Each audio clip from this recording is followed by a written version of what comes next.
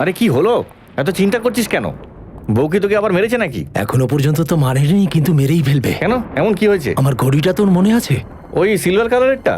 এই দেখ, 47, 57, 43, 56 ঘড়ি হবে এই লাশগুলোর কোনো একটার পাশে। আজই ঘড়িটা এনেছিলাম। আরে মরা কি দাঁড়া, তোর ভালো ঘড়ি চুরি করে করবে খুঁজতে হবে। নাকি? তুই এখানেই আমাকে আছে। খুঁজতে সাহায্য কর না।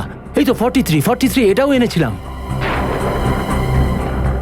ঘড়িটা যদি না পাই, বউ পুরো বাঁশ করে দেবে। এটা হলো 44 নম্বর। আরে থাকবে থাকবে, আগে দেখ। 49 কোথায় গেল আমার সেই এই, ঘড়ি? এইখানেই থাকবে। 57, হ্যাঁ এটাও নিয়ে এসেছিলাম। এটাও তো আমি এনেছিলাম। নেই রে ভাই এখানে। ঘড়িটা পাওয়া কিন্তু ভীষণ দরকার। এই লাশটাকে আনিস কিন্তু তুই? 56, হ্যাঁ এটাও দেখ এনেছিলাম, এখানে। এটাও এনেছিলাম।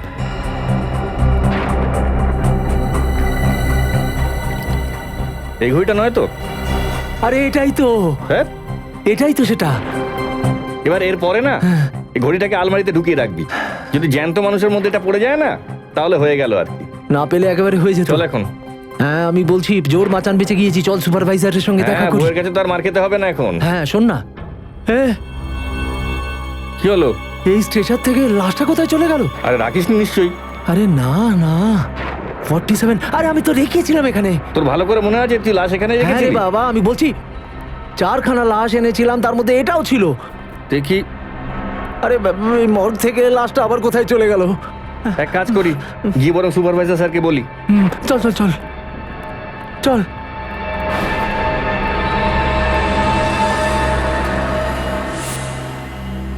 তোমরা কি তামাশা করছো বলো তো? লাশটা কি করে গায়েব হয়ে যেতে পারে? স্যার, পুরো মর্গ খুঁজে দেখেছি, নাম্বার 47 এর লাশ কোথাও পাওয়া যাচ্ছে না স্যার। What nonsense!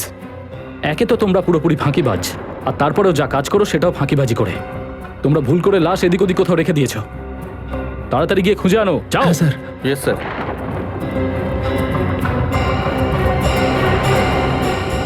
লাশটা কার ছিল ডক্টর অনু? ওটা মুন্না লাশ ছিল। মুন্না? ওই বিপজ্জনক ক্রিমিনাল মুন্না যে 3 মাস আগে ধরা পড়েছিল?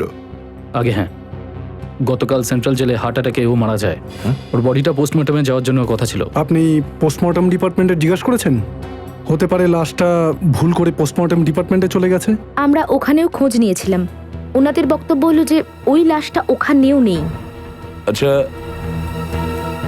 তোমরা দুজন ছাড়া মর্গে আর কাদের ডিউটি থাকে?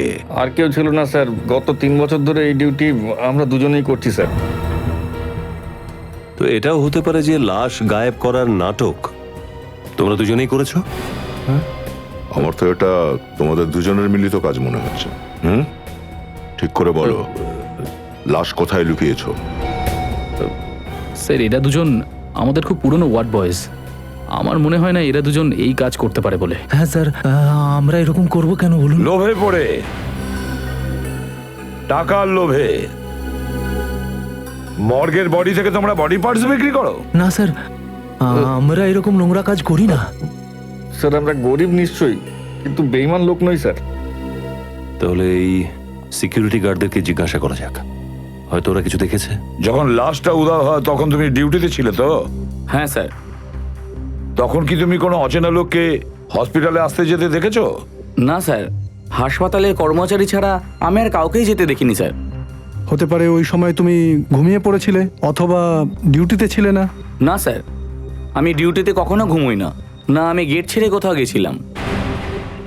স্যার, মুন্নার শেষ ঠিকানায় গিয়ে একবার জিজ্ঞাসা করা উচিত আমাদের। হয়তো কোনো সূত্র পাওয়া যাবে ওখানে। মর্নিং দয়া। Good morning sir.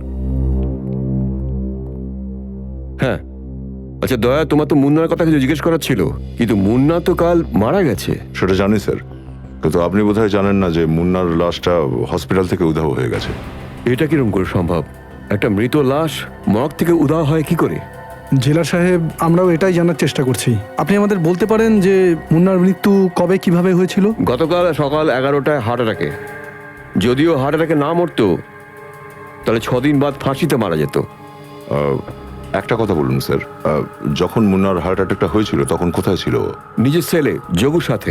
আমার পেশার দিব্যি স্যার, আমি ঠিক জানি না মুন্না কিভাবে মারা গেল। ঠিক আছে, যতটুকু জানো সেটাই বলো, কিন্তু সত্যি বলো। ওই মুন্না আমাকে ঘোল খাওয়াচ্ছিল, বলল তুই খাওয়ার লাইনে আগে কেন দাঁড়ালি।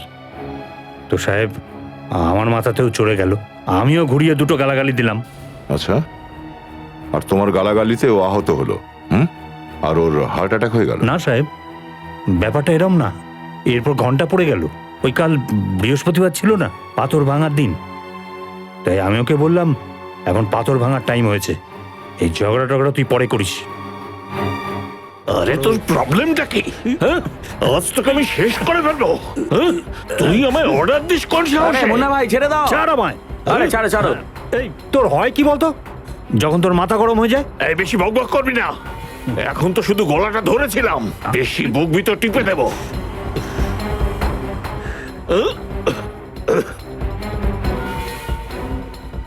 এক দৃষ্টি কি দেখছিস?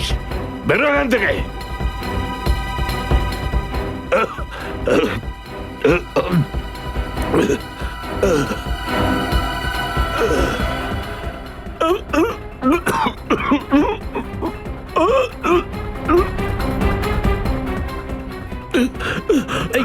কি হয়েছে মুন্না তোর?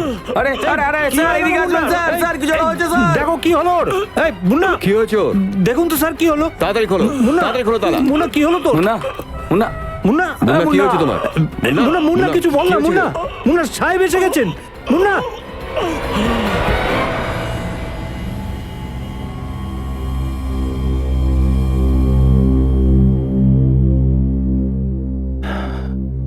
জেলার সাহেব, ও মারা গিয়েছে, হয়তো হার্ট অ্যাটাকের জন্য। ডাক্তারবাবু, আপনি কি নিশ্চিত যে মুন্নার মৃত্যুটা হার্ট অ্যাটাকেই হয়েছে? অফকোর্স, আমি মিথ্যা কেন বলবো? আপনারা চাইলে এই রিপোর্টটা অন্য ডক্টরকে দিয়েও চেক করাতে পারেন স্যার। না না, এই রিপোর্টটাকে আবার চেক করতে গেলে আমাদের মুন্নাকে দ্বিতীয়বার বাঁচাতে হবে, আবার ওর হার্ট অ্যাটাক হওয়াতে হবে, আর সেটা খুবই অসম্ভব ডক্টর। আপনি আমাকে সন্দেহ করছেন? আমরা আপনার উপরে না, আপনার উপরেও সন্দেহ করছি, আর যতক্ষণ আমরা সান্ত্বনা পাচ্ছি না আপনি সন্দেহের মধ্যেই থাকবেন। আচ্ছা, মুন্নার কি এর আগে এরকম কোনো সমস্যা হয়েছিল? না, ওর ব্লাড প্রেশারটা একটু হাই থাকতো। হ্যাঁ, কিছুদিন আগে যখন আমি ওর ব্লাড প্রেশার চেক করছিলাম, ও কিছু অদ্ভুত কথাবার্তা বলছিল আমার সাথে। কি কথা? ও বলছিল যে ও মারা যাবে, তারপরেও ও ফিরে আসবে। মরে গিয়ে ফিরে আসবে মানে?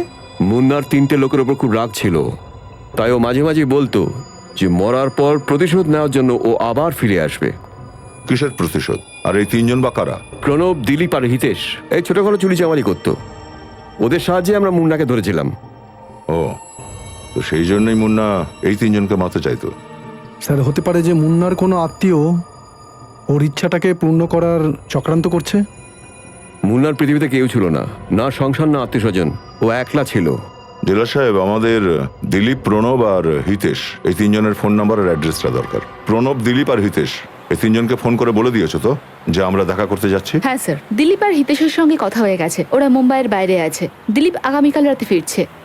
আচ্ছা পুরবী, এই হিতেশ কবে ফিরছে? স্যার, হিতেশ নিজের কাজ শেষ হলেই ফিরে আসবে। কিন্তু স্যার, প্রণব আমার ফোন তুলছে না। আমি ওকে মেসেজ করেছিলাম কিন্তু কোনো জবাব আসেনি। প্রণব আদৌ ফোন তুলছে না?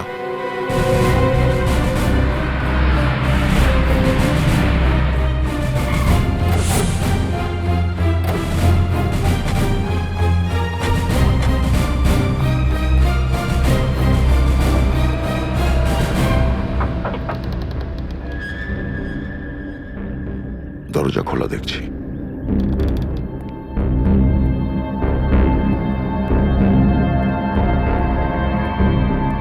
স্যার, এই দেখুন স্যার,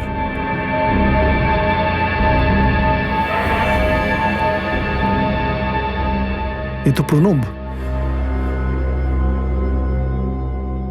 গুলি কপালে লেগেছে, এ ফোঁড়ো হয়ে গেছে গুলি। যেই এ দরজাটা খুলতে গেছে, খুনি একেবারে কপালে গুলি করে দিয়েছে, আর তারপর পালিয়েও গেছে। দেখো খুঁজে এখানে কিছু পাও কিনা।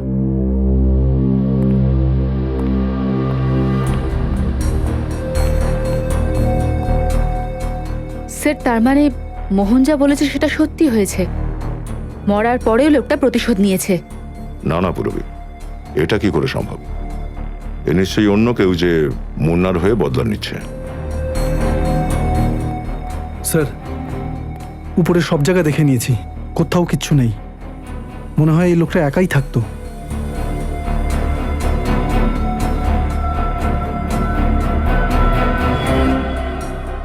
স্যার, স্যার এই দেখুন, এর হাত থেকে এই কাপড়ের টুকরোটা পেলাম। স্যার হতে পারে প্রণব আর এই লোকটার মধ্যে ধস্তাধস্তি হয়েছে, আর ঠিক সেই সময় এই কাপড়ের টুকরোটা ওর হাতে এসে গেছে। সচিন, শুধু হাতাহাতি নয়, এই দেখো এর নখেও কিছু লেগে আছে। মনে হচ্ছে খুনিকে আঁচড়েও দিয়েছিল। স্যার সেটা আমরা কিভাবে জানতে পারবো? সে তো ডক্টর সালুকেই বলে দেবেন।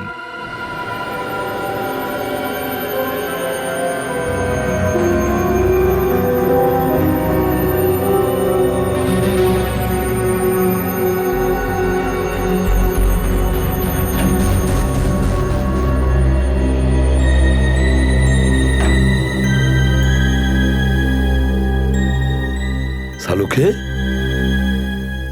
অন্য মানুষ কেন? হ্যাঁ, অন্য মনস্ক নয়, আমি চিন্তিত, আমি কনফিউজড। সালুকে স্যার, যদি আপনি কনফিউজ হয়ে যান তাহলে আমাদের তো ফিউজই উড়ে যাবে। কি হয়েছে আমাকে বলো, প্রবলেমটা কি? প্রবলেমটা কি? প্রবলেমটা এই বস, যে দরজায় আর ডোর বেলে যে আঙুলের ছাপটা পাওয়া গেছে সেটা মুন্নার আঙুলের ছাপের সঙ্গে মিলে যাচ্ছে। কি? তাহলে মুন্না কি প্রণবকে গুলি করেছে? কিন্তু মুন্না তো মারা গেছে সালুকে। সেইটাই তো। মরে যাওয়া মানুষের আত্মা তাদের অতৃপ্ত বাসনার জন্য আবার ফিরে ফিরে আসে। চুপ করো। স্যার এটাও তো হতে পারে যে খুনি মুন্নার ফিঙ্গারপ্রিন্টসের নকল দরজা আর ডোরবেলে ছেড়ে গেছে। না না, সেটা হতে পারে না। না কেন? দেখো সালুকে, এটা সম্ভব, এটা কিন্তু সম্ভব। কিন্তু তুমি যেটা বলছো না, যে একটা চলমান লাশ কারোর ওপর গুলি চালিয়েছে, এটা অবিশ্বাস্য। দেখো সালুকে, ভীষণ চতুর, ভীষণ চতুর যে এটা করেছে। সালুকে দয়া বলেছে যে প্রণবের আঙ্গুলের নখে কিছু পাওয়া গেছে। কি সেটা? বস, এই প্রণবের আঙুলের নখের মধ্যে কোনো মানুষের চামড়ার টুকরো আটকে ছিল। মানুষের চামড়ার টুকরো? হ্যাঁ স্যার, আর এই চামড়ার ডিএনএ মুন্নার ডিএনএর সঙ্গে ম্যাচ করে গেছে। এই চামড়ার ডিএনএ মুন্নার ডিএনএ এর সঙ্গে ম্যাচ করছে? হ্যাঁ স্যার। এবার বলো বস। চলো 1 মিনিটের জন্য মেনে নিচ্ছি যে শ্রেয়া যেটা বলেছে সেটা ঠিক, ফিঙ্গারপ্রিন্ট নকল হতে পারে, কিন্তু এই ডিএনএ কি? যদি প্রণবের নখের মধ্যে মুন্নার চামড়া আটকে গিয়ে থাকে তাহলে এটা তো পরিষ্কার যে প্রণব মুন্নাকে আঁচড়েছে। স্যার তার মানে মুন্না ওই সময় ওখানেই উপস্থিত ছিল? হ্যাঁ। তাহলে প্রণবের মৃত্যু মুন্নার মৃত্যুর পরে হয়েছে? হ্যাঁ, প্রণবের মৃত্যু হয়েছে 8 ঘন্টা আগে, আর মুন্না তো 24 ঘন্টা আগেই মারা গেছিল, হার্ট অ্যাটাকের কারণে মারা গেছে ও। দেখো সালুকে, এটা চক্রান্তটা কি? চক্রান্তটা কি? মুন্না যে 24 ঘন্টা আগে মারা গেছে, ও প্রণবকে খুন করেছে আর গুলি করেছে 8 ঘন্টা আগে। কিছু একটা গোলমাল আছে, কিছু একটা গোলমাল আছে। আচ্ছা, এই মুন্না যদি না মরেই থাকে তাহলে তো?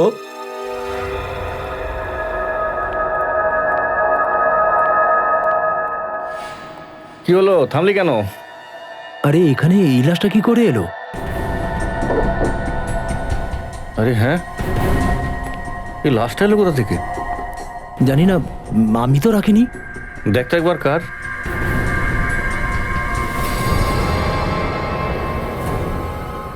মুন্না, মুন্নার লাশ।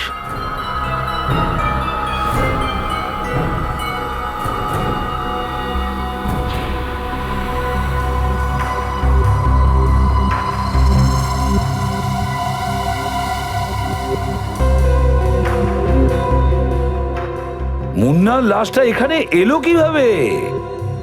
স্যার বুঝতে পারছি না, লাশ কি করে গায়েব হলো, আবার এখানে কি করে চলে এলো, এর কোনো উত্তর নেই আমাদের কাছে।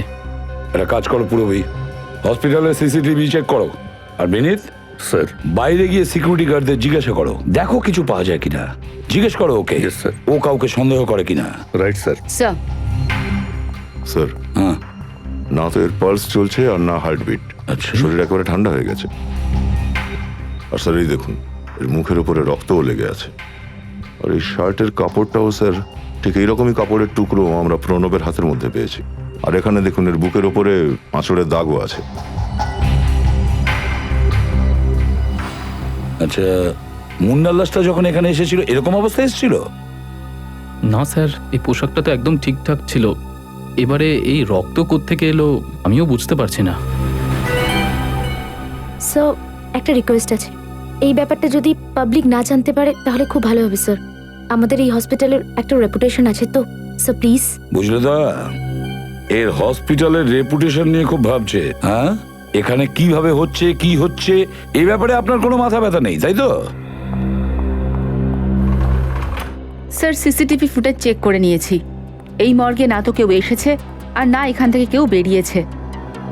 আর বিনীত? স্যার সিকিউরিটি গার্ডকে খুব ভালো করে জিজ্ঞাসাবাদ করেছি, কিন্তু ও কাউকে আসা যাওয়া করতে দেখেনি। স্যার, মুন্নার লাশটাকে ফরেন্সিক ল্যাবে পাঠিয়ে দিই তাহলে? না ফেডরিক, এখন নয়। এখন তো শুধু মুন্নার লাশের ওপর যে কাপড়টা দেওয়া আছে সেটা, আর ওর মুখের ওপর যে রক্ত জমাট বেঁধে আছে সেগুলো ফরেন্সিক ল্যাবে পাঠিয়ে দাও। ফরেন্সিক রিপোর্ট অনুযায়ী মুন্নার মুখে যে রক্তটা পাওয়া গেছে সেটা প্রণবের রক্তের সঙ্গে ম্যাচ করে যাচ্ছে। আর স্যার প্রণবের হাতে যে কাপড়ের টুকরোটা পাওয়া গেছে ওটা মুন্নার লাশের ওপর ঢাকা কাপড়ের সঙ্গে ম্যাচ করে। স্যার, প্রথমে প্রণবের নখের মধ্যে এই মুন্নার চামড়ার টুকরো পাওয়া গেছিল, আর এখন মুন্নার মুখের উপরে প্রণবের রক্ত পাওয়া গেছে। তার মানে স্যার প্রণবের খুন মুন্না করেছে? শ্রেয়া, একটা মরা মানুষ একটা জ্যান্ত মানুষকে কিভাবে খুন করতে পারে? কিভাবে একজনকে খুন করতে পারে? প্রণবকে খুন অন্য কেউ করেছে। কিচ্ছু বোঝা যাচ্ছে না স্যার, তাহলে সব করছেটা কে? কে করছে সেটা তো জানতেই পারবো, কিন্তু কেন করছে সেটা তো আমি আন্দাজ করতে পারছি। প্রণবের ওপর প্রতিশোধ নেওয়ার জন্য খুন করেছে ও। স্যার আরেকটা কথা একদম মাথায় ঢুকছে না, যে লোকটা মুন্নার ডেড বডির সুযোগটা নিচ্ছে ও খুন করার পর মুন্নার ডেড বডিটা আবার মর্গে কেন নিয়ে আসছে? সেটাই তো। তাছাড়া দেখো, মুন্নার লাশ হসপিটাল থেকে বের করার সময় বা বেরোনোর সময় কেন কেউ দেখতে পায়নি? তাহলে কি হসপিটালে আরো অন্য কোনো রাস্তা আছে যেখান থেকে ওকে বাইরে বের করা হয়? স্যার, আমার পুরো সন্দেহ হচ্ছে যে এসবের মধ্যে হসপিটালের কোনো স্টাফ নিশ্চয়ই জড়িয়ে আছে স্যার। হ্যাঁ দা, হসপিটালেরই কেউ হবে, হসপিটালেরই। তাহলে কি করা যাবে স্যার? এটা কি করে জানা যাবে যে মুন্না আদৌ বেঁচে আছে না মরে গেছে? জানতে পেরে যাবো বিনীত, তাড়াতাড়ি জানতে পেরে যাব।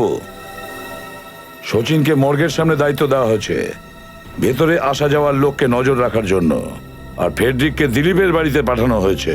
মানে মুন্নার পরবর্তী টার্গেট দিলীপ স্যার? হতে পারে।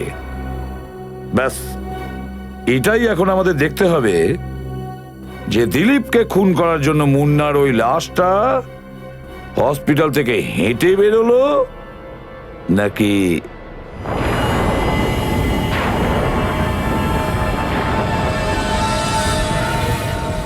ভাই, এই মর্গ থেকে লাশ বেঁচে উঠে গায়েব হয়ে যাচ্ছে, আর এই সিআইডিও আমাদেরই সন্দেহ করছে। হ্যাঁ ভাই, আমি তো বলবো আমাদের যত তাড়াতাড়ি সম্ভব এই চাকরিটা ছেড়ে দেওয়া দরকার, বুঝলি? তারপরে অন্য কোনো চাকরি বাকরির খোঁজ করতে হবে। কি ভয়ঙ্কর কাণ্ড কারখানা এখানে চলছে বলতো। ঠিকই বলছিস, হতে পারে ওই লাশ কোনোদিন আমাদের গলা টিপে ধরবে। গলা তো টিপবেই না, আর কি? ওদিকে কি দেখছিস? ওই কোণের দিকে দেখ, একটা বুড়ো মতন লোক বসে আছে। ওই কোণে বসে বসে কাঁদছে কেন রে? হ্যাঁ ভাই,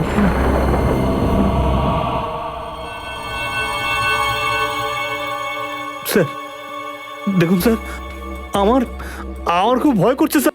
ওই ওই যখন খুশি আসতে পারে স্যার। সেটা ঠিক, এসে যেতেই পারে, যে কোনো জায়গা দিয়ে আসতে পারে। আর তার জন্য আবার দরজা কি জানালাই বাকি কেন?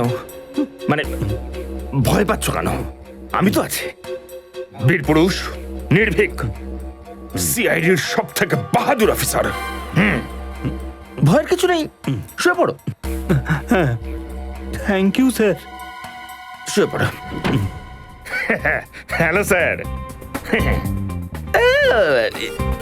না, কোনো সমস্যা নেই, আমি তো আছি।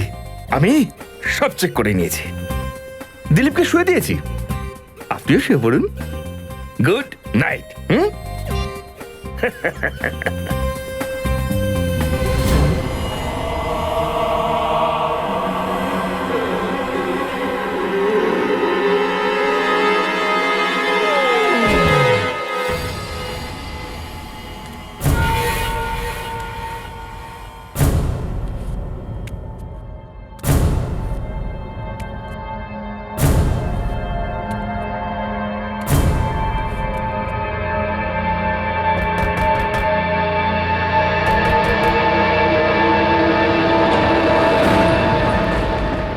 কি হয়েছে কাকা?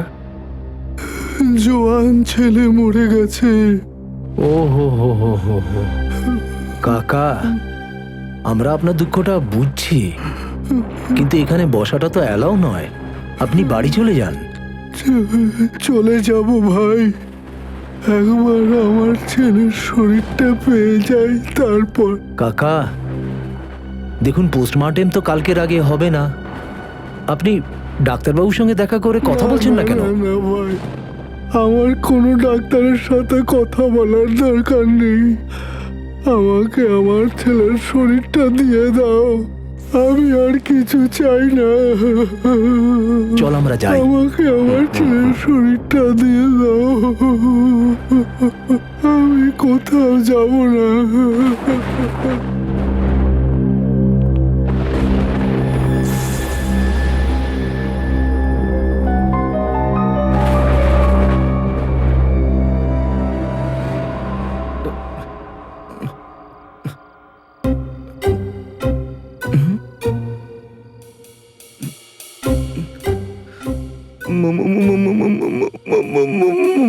মুন্নার আত্মা।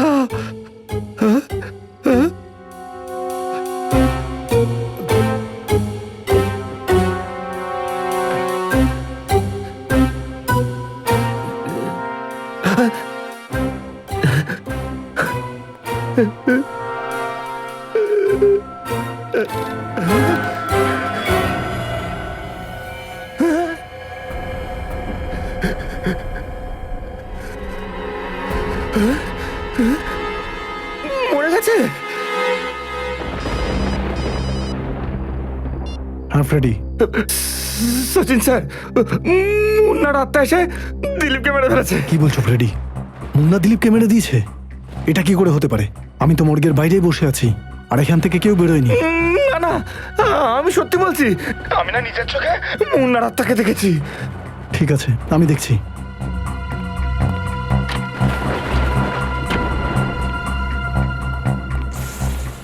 ফ্রেডি, আমি বললাম না মুন্নার লাশ এখানে আছে? না স্যার, আমি নিজের চোখে দেখেছি। আমি নিজের চোখে দেখেছি। এটা কি করে হতে পারে? ফ্রেডি, মুন্নার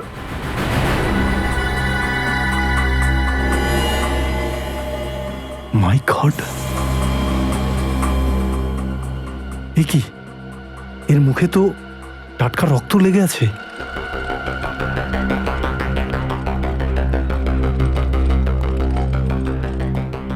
নিশ্চয়ই এই মুন্না আবার হসপিটাল থেকে রাতে বাইরে গিয়েছিল, না হলে ওর মুখের ওপর ওই রক্তটা এলো কি করে? কিন্তু এরকম কি করে হতে পারে স্যার?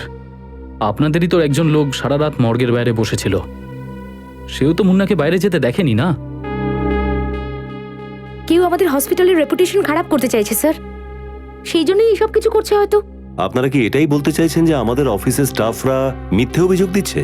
ঘটনাস্থলে মুন্নার নিজে উপস্থিত ছিল, এ কথাটা ওকে মিথ্যে? ওর আঙুলের ছাপ পাওয়া গেছে প্রণবের ঘরের বাইরে, আর দিলীপের বাড়ির বাইরে ফ্রেডি স্যার নিজের চোখে ওকে আসতে দেখেছে।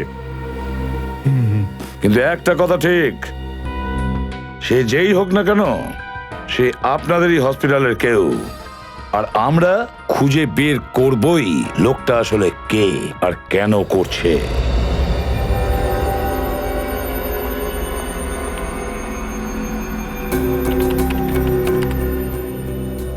স্যার, চেক করেছি আমি, এর মুখের উপর যে রক্তের ছিটে, ওটা দিলীপেরই। ও, তাহলে তার মানে এই দিলীপের খুনটাও এই মুন্নাই করেছে। স্যার, এই দেখুন। কি হয়েছে? স্যার এই দেখুন, এই মুন্না মরে গেছে, কিন্তু ওর সেলসগুলো আগের মতোই রয়ে গেছে। তার মানে এ ক্লিনিক্যালি মৃত নয়, তাহলে ওর বেঁচে থাকার সিমটম দেখা যাচ্ছে না কেন?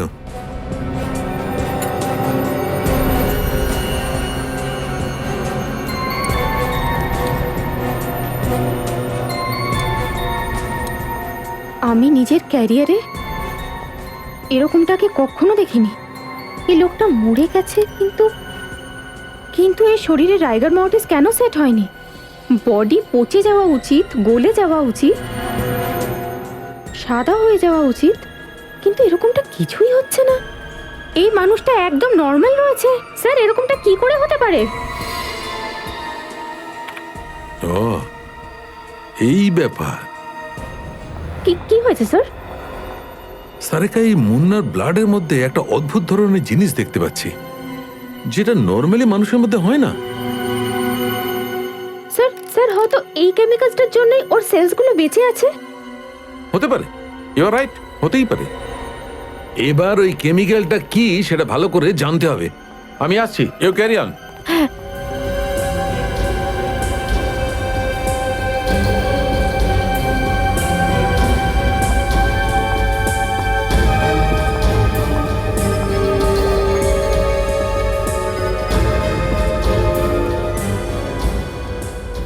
এটা কি করে হতে পারে? একটা মরা মানুষের সেলস এতটা হাইপার অ্যাক্টিভ কি করে হতে পারে?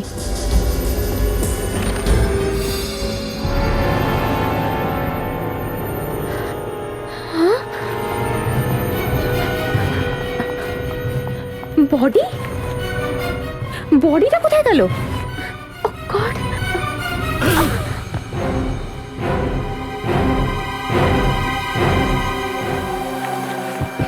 কিভাবে বুঝে উঠতে পারছি না দয়া যে একটা লাশ দুটো খুন করলো, সারিকার ওপর আক্রমণ করলো, আর স্যার আক্রমণ করার পরে গায়েবও হয়ে যায়। সেটাই তো। ডক্টর সারিকা অ্যাকচুয়ালি হয়েছিলটা কি? আমি ওই মাইক্রোস্কোপটায় মুন্নার ব্লাড সেলস চেক করছিলাম, তখন হঠাৎ আমি দেখলাম যে মুন্নার ডেড বডি ওখান থেকে উধাও হয়ে গেছে। আমি আমি স্ট্রেচারের আশেপাশে খুঁজছিলামই কি হঠাৎ করে আমার উপর কেউ আক্রমণ করলো। তুমি আক্রমণকারীর মুখটা দেখেছিলে? না স্যার, আর ল্যাবে ওই সময় আমি ছাড়া আর কেউ ছিল না। কিন্তু মুন্নার লাশ তো ছিল না ওখানে। মুন্নার আত্মা আমার। চুপ। কি হলো ভাই? এলাকা খুব গরম দেখছি। তোমার জন্য। আমার জন্য? আমার জন্য কেন? আমার জন্য কেন? সালুকে, তোমার ল্যাব থেকে একটা লাশ উধাও হয়ে গেছে, এরপরেও তুমি জিজ্ঞেস করছো আমার জন্য কেন? আরে ভাই, তার জন্য আমার দিকে আঙুল ওঠাচ্ছ কেন? আমি কি করলাম? শুনেছ? হসপিটালের ডাক্তার বলছে আমি কি জানি, আমাদের ফরেনসিক সার্জন বলছে আমি কি করেছি। তাহলে তুমিই বলো সালুকে, আমি কি করব? স্যার, হসপিটাল সিল করে দেব? না দা বস, আমার কাছে এর থেকে ভালো একটা আইডিয়া আছে। দেখো বস, মুন্না তো কেবল একটা বোড়ে, আসল দাবার খেলোয়াড়টা অন্য কেউ। তাহলে সালুকে আসল দাবার খেলোয়াড় কে? বলো তাড়াতাড়ি। এইটা জানার জন্য তোমাদের সিআইডি অফিসারদের মধ্যে কোনো একজনকে মুন্নার মতো মরতে হবে।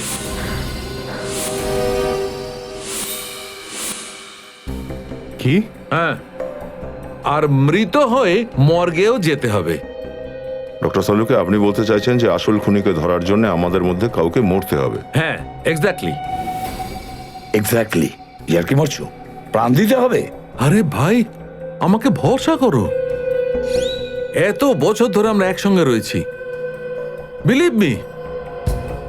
আমার উপর ভরসা করলে খুনিকে তাড়াতাড়ি ধরতে পারবে। করলাম ভরসা।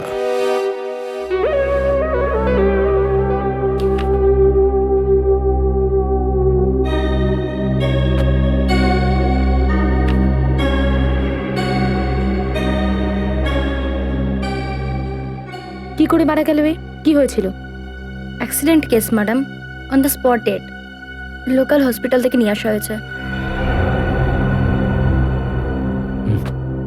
শোনো, হ্যাঁ, বডিটাকে বাইরে নিয়ে যাও। Yes, এটাকে sir. আরেকবার কিছু পোস্টমর্টম বলি না। করতে হবে। Okay sir.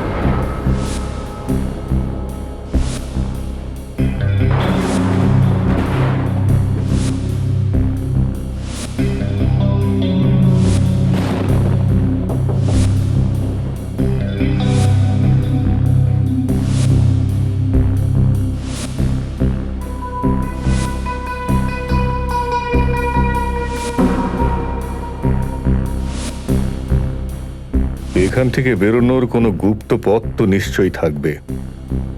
বুঝতে পারছি না মুন্না এখান থেকে বাইরে বেরোতো কি করে।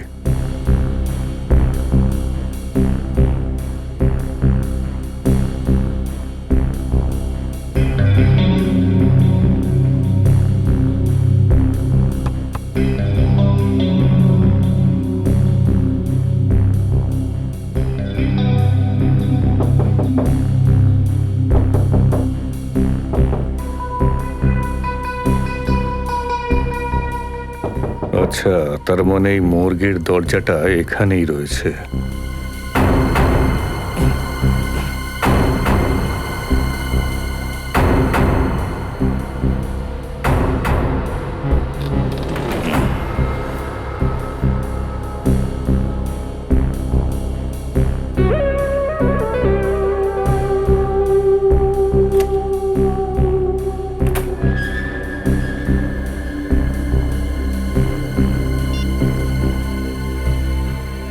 স্যার, রাস্তা পাওয়া গেছে। স্যার, এই মুহূর্তে মর্গে যতগুলো ডেড বডি আছে প্রত্যেকের নাম আর নাম্বার আমাদের আবার চেক করতে হবে। আমার মনে হয় আমাদের কাউন্টেই কোথাও একটা গন্ডগোল হচ্ছে। হ্যাঁ, গন্ডগোল তো আছেই, তবে বেশি চিন্তা করবেন না। হ্যাঁ, রাত পর্যন্ত হয়তো আপনাদের সবটাই ট্যালি হয়ে যাবে। হ্যাঁ, ওই সমস্ত লাশ মর্গের মধ্যে ফিরে এসে নিজে থেকে স্ট্রেচারে শুয়েও পড়তে পারে। অফিসার, আপনি কি বলতে চাইছেন কিছু বুঝতেই পারছি না। হ্যাঁ, আমরা তো আপনাদের সবকিছু বোঝাতে এলাম, কারণ এই পুরো বিষয়টাই আমরা কিন্তু বুঝতে পেরে গেছি। আমি বলেছিলাম না ডক্টর, আমরা একটা খুব দারুণ খেলা খেলেছি যেখানে সমস্ত গুটিগুলো এক জায়গায় এসেছে। কিসের ঘুঁটি? কি বলতে চাইছেন আপনারা? এটাই যে একটা ডেড বডি বেঁচে কিভাবে ওঠে। What rubbish! এটা অসম্ভব। কেন অসম্ভব বলছেন ডক্টর গার্গী? কেন অসম্ভব? আপনাদের হসপিটালে যে মিরাক্কেলটা হয়েছে আমার তো সেটা দেখে মনে হয় অবশ্যই সম্ভব। What nonsense! আমরা ডাক্তাররা শুধুমাত্র সায়েন্সে বিশ্বাস করি, কোনো আজগুবি গল্পে নয়। আচ্ছা, তাহলে আমরা আপনাকে একটা চমৎকার দেখিয়েই দিচ্ছি। বিনীত,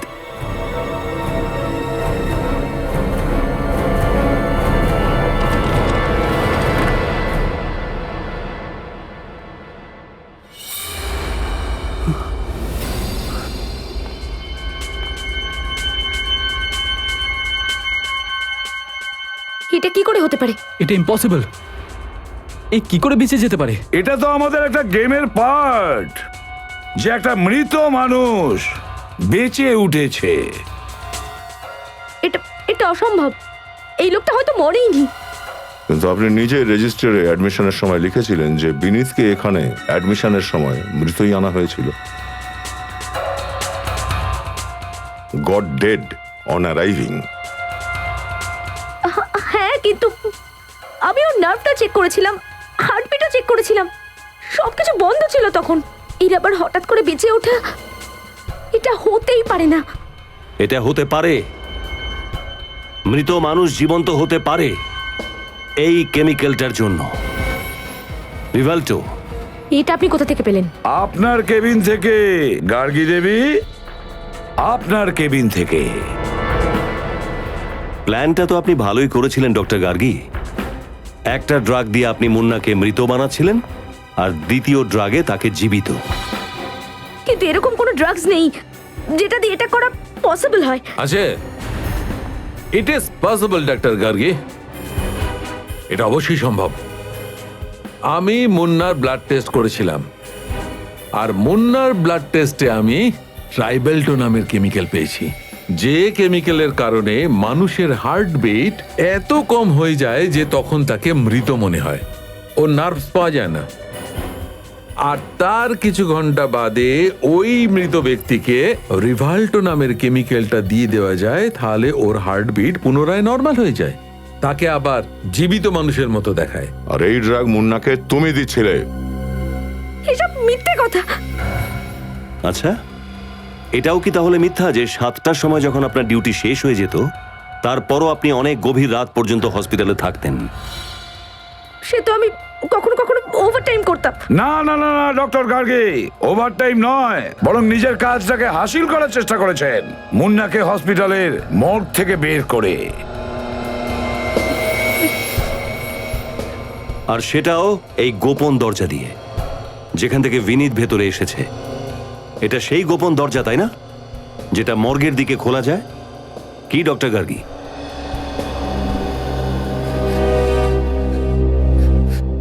হ্যাঁ, আমি মুন্নাকে ড্রাগস দিতাম আর আমি ওকে বাইরে নিয়ে যেতাম, কিন্তু এই সবকিছু আমি বাধ্য হয়ে করেছিলাম স্যার। কার হুমকিতে করেছেন? রমেশ। কোন রমেশ? আমি জানি না স্যার, আমি ওকে কখনো দেখিনি। ও সব সময় ফোনেই কথা বলতো, কিন্তু হ্যাঁ, আজ ও মুন্নাকে শান্তিনগরে বাবলি পার্কে পাঠাতে বলেছিল। স্যার, প্রণব আর দিলীপ তো মারা গেছে, তার মানে মুন্না এবার ওর 3 নম্বর শিকার হিতেশকে মারার চেষ্টা করবে স্যার।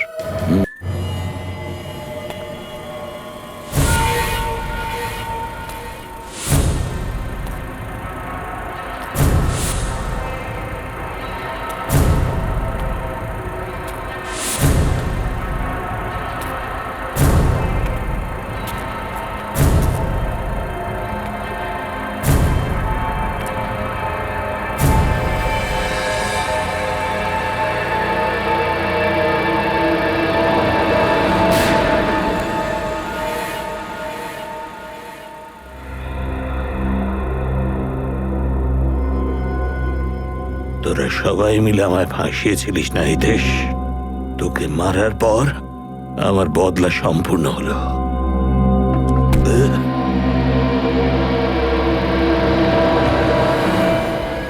এটা তো পুতুল। হিতেশ কোথায়? তোর পিছনে গান। তুই কি ভাবলি দিলীপ আর প্রণবের মতন তুই আমাকেও মেরে ফেলবি? তুই এটা জানিস না রে কি ওই দুজনকে আমি খুন করিয়েছি। সব আমার করা প্ল্যানই ছিল। একটা মৃত কি করে লোকদের খুন করবে। আমার সোনা মুন্না। কিন্তু এখন এই মৃত মুন্না এখন কারোর খুন করতে পারবে না। তো এই পুরো প্ল্যান তোর ছিল? হ্যাঁ, সারা প্ল্যান তো আমারই করা ছিল। জ্যান্ত মৃত আর মৃত জ্যান্ত। আমি ডক্টর গার্গিকে রমেশ হয়ে ফোন করেছিলাম, কিন্তু এখন নাটকের শেষ সিন হয়ে গেছে। ক্লাইম্যাক্সে তোকে মরতেই হবে, তাহলেই তো আমার পিকচার কমপ্লিট হবে। সরি বন্ধু।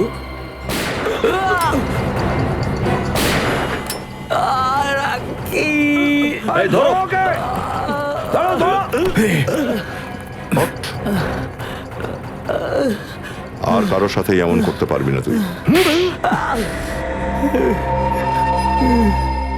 খুব ভালো প্ল্যান বানিয়েছিলে তোমরা, কিন্তু আমরা তোমাদের প্ল্যান নষ্ট করে দিলাম। তোমরা ভুলে গিয়েছিলে যে সিআইডিরা মাটির তলায় লুকিয়ে থাকা বডির থেকেও কথা বের করতে জানে, বুঝেছো? আমার প্ল্যান ফেল হয়নি স্যার, আমি বদলা নিয়েছি স্যার। মুন্নার হাত দিয়ে প্রণব আর দিলীপ ওই দুজনকে খুন করিয়েছি। তুমি এই মুন্নাকে মারতে কেন চাইছিলে? একে ধরানোর জন্য আমারই হাত ছিল স্যার। আমি পুলিশকে ইনফরমেশন দিয়েছিলাম স্যার। যখন মুন্না জেলে ছিল তখন আমি খুব কড়া নজরে রেখেছিলাম ওকে। কেন?